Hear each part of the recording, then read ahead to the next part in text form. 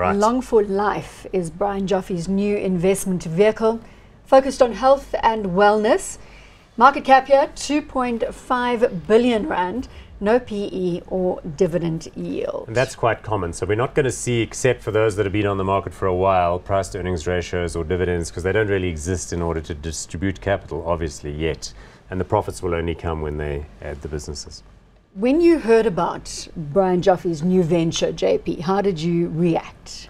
Well, firstly, I think it was positive for market participants that someone with the exhibited above average skill of allocating capital in Brian Joffe's previous work of Bidvest has not decided to hang up his boots when it came to the regulatory retirement age, but actually wanted to have a second stab at it and continue in another vein with another listed company. So between him and Kevin Hedderwick, previously a famous brands and now the chief operating officer of Long4Life, it was positive that investors could once again allocate capital into the hands of these two gentlemen, with the expectation that they will continue, as they've done in the past, of allocating this capital very well. And there's a lot on the line here for Brian Joffe, who has carved himself a favourable reputation, as you well put it, JP, in terms of delivering well above market returns for investors who've played in his space.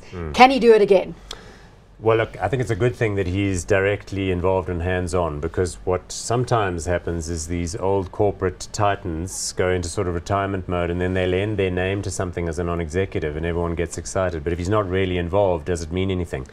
Anyway, there are two company deals that are already on the books, so to speak. Hold Sport? Hold Sport, which is another listed entity where they're talking about a deal, and then the other one is Sorbet, which is the dry bars and the wellness clinics in malls, and I think everybody's familiar with that brand, where a deal has already been done, part cash, part shares, from the founder of that business, Ian Furr. And Ian Furr obviously now working alongside Brian Joffe in the recent press release, saying how happy he is to be working alongside the corporate titan that you've termed him, Paul.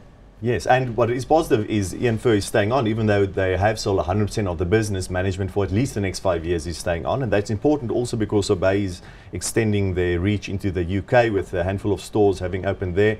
My wife goes to a Sorbet every week, so I see through her and her hair and nails and what she does there that it has a very strong brand, and it really, once you are in that system and they've got a loyalty scheme going on, they send you an SMS and a few extra things on your birthday, so it really creates a connection with the customer.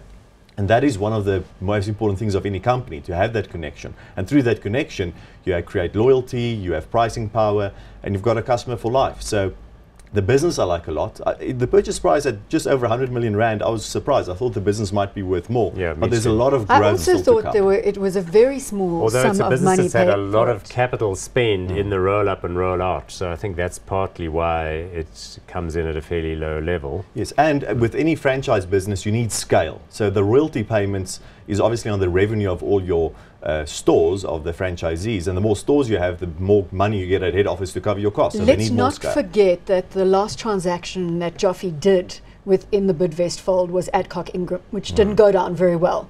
So perhaps he's trying to recover from that failure. Could be. Maybe some people said maybe he missed something in the healthcare sector. Sorbet is a bit different. It is more, the end consumer is not a healthcare user, it's more the person in the street going for a different reason. But I think he's done so many deals over the years that getting 9 out of 10 right doesn't mean that people remember the 1 out of 10 you didn't get right. And who knows, maybe they can go knock on Bidvest's door and say, sell Adcock to us, although that's a big business.